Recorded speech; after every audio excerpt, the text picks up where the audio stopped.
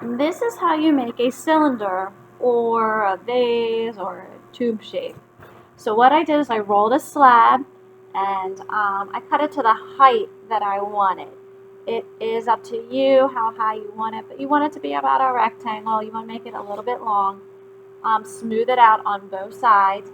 Unlike other slabs, you don't want it to dry up too fast. If it dries too fast, um, it'll crack. So you want to do this slab while it's still wet. So I smoothed it out, made sure my top and bottom is exactly the height and thickness that I want, and I'm ready to go.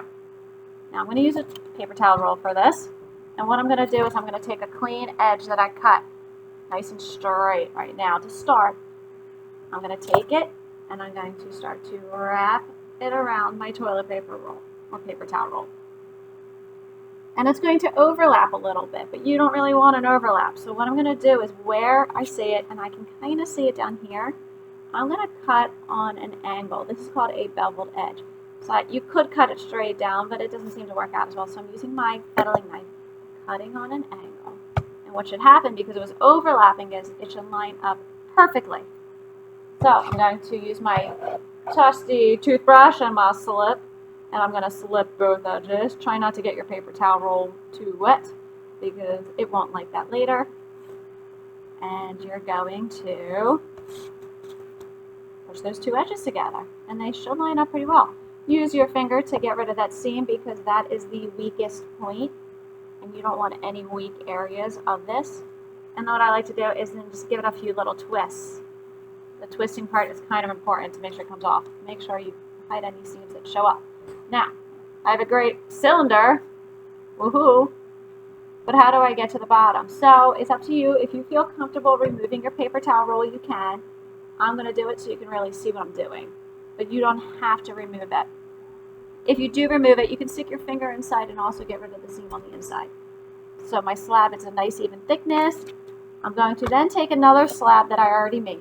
It's too big, and I know that. I'm going to take my toothbrush, and I'm just going to slip and score the whole thing. I already made sure it was nice and smooth where my piece is going to go, and I'm going to just set it on top.